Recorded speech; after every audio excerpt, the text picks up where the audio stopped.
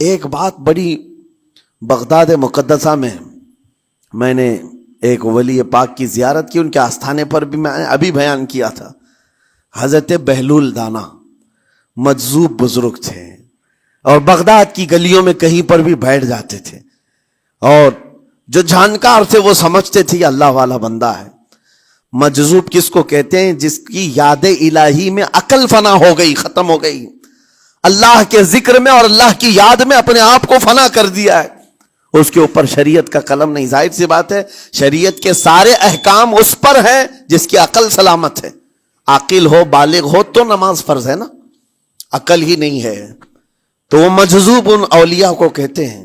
لیکن ان کے بارے میں حدیث میں ہے، اللہ کے نبی نے فرمایا وہ ایسے بندے ہیں کہ اگر اللہ کو قسم دے دیں کسی بات کی، اللہ ان کی قسم پوری کرتا ہے. وہ بہلول دانا بیٹھے ہوئے تھے. بغداد کا ایک مشہور تاجر تھا، لیکن خستہ حال تھا، بہت نقصان اٹھا چکا تھا، خسارے میں چل رہا تھا، بزنس پورا لاس میں، اور وہ پریشان حال بہلول دانا کے پاس آیا، گڑ گڑایا، کہا کہ حضور مجھے بچا لیں، رحم کر لیں، میں تاجر ہوں، لٹ گیا ہوں، لاس میں ہوں، کچھ آپ فرما دیں، میں کیسے اس بھنور سے نکلوں. بہلول دانا نے دیکھا، کہا ٹھیک ہے کچھ پیسے بچے ہیں؟ کہا ہاں ہے، وہ بس اتنا سرمایہ ہے کہ مال لیتا ہوں پھر بیچ دیتا ہوں، نفع نہیں ہوتا. بہلول دانا نے کہا ایک کام کر، کالا کپڑا جتنا ملتا ہے سب خرید لے، پورے شہر سے کالا کپڑا جہاں جہاں مل جائے سب لے کر اسٹاک کر لے. کہا جی حضور آپ نے جیسا فرمایا.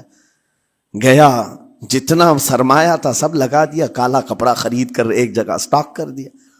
اللہ والے کا حکم تھا. لیکن ہوا یہ کہ بغداد کا معمول تھا، 8 دن گزرے نہیں تھے کہ وہاں وقت کے حاکم کا انتقال ہوا.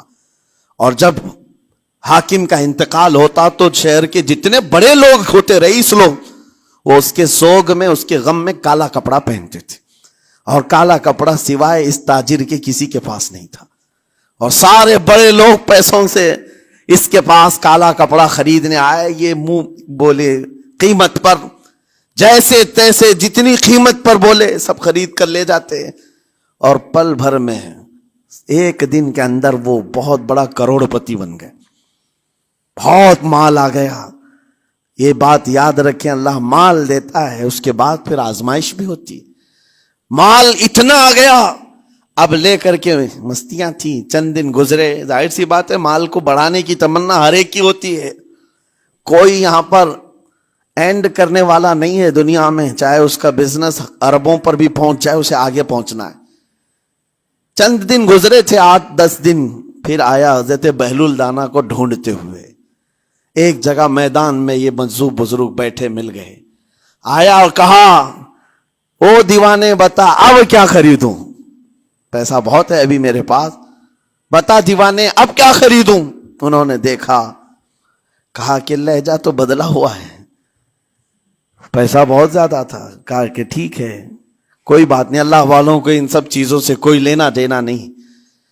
آپ نے کہا مال جتنا ہے تیرے پاس سب لے کر کے خربوز خرید لے، تربوز خرید لے، جس کو کلنگڑ کہتے ہیں، تربوز پورے خرید لے. اس نے کروڑوں کی جائیداد پورے تربوزوں میں لگا تھی، سب تربوز خرید کر سٹاک کر دیا ایک جگہ. اور اس کے گمان میں یہی تھا کہ چند دن گزریں گے، کوئی ایسا ہی حادثہ ہوگا جب تربوز منہ مانگی قیمت پہ لوگ خریدیں گے اور میں بیچوں گا. پورا مال تربوز میں لگایا. 2 دن 4 دن 6 دن 8 دن گزرے، کوئی حادثہ نہیں. ادھر تو تربوز سڑنے لگ گئے، وہ تو زیادہ دن سٹاک نہیں کیے جا سکتے، سڑن شروع ہو گئی. پھر تھوڑے دنوں کے بعد پورے کے پورے سڑ گئے. کروڑوں کا مال تربوز میں سڑ کے چلا گیا. وہ کچھ بھی نہیں سکا، کچھ نہیں کر سکا. واپس چیختا چلاتا اسی حالت میں آیا، پہلے سے بھی زیادہ بدتر حالت میں میں آ گیا ہوں. دوڑتے ہوئے آیا، حضرت بہلول دانا کو ڈھونڈتے ہوئے. کہاں ہیں؟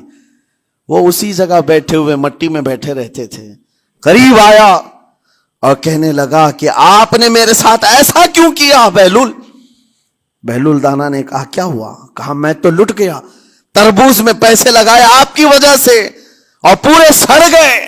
بہلول دانا نے کہا میں نے تو کچھ نہیں کیا، پہلے تو تجھے نفع ملا تھا وہ تیرے لہجے کی وجہ سے، اب خسارہ ہوا ہے تیرے لہجے کی وجہ سے۔ پہلے جو آیا تھا بات کرنے کے لیے اس وقت تیری تمیز الگ تھی، تیری تہذیب الگ تھی، اخلاق الگ تھی، گڑ گڑا کر کہا تھا کہ میں لٹ گیا ہوں آپ رحم کر دیں، دوسری بار آ کر کے کیا کہا، او دیوانے بتا کیا خریدوں۔ لہجہ بدل گیا تو پوری حیثیت بدل گئی۔ زبان ہماری اونچائی پر بھی لے جاتی ہے اور نیچے بھی لے آتی ہے۔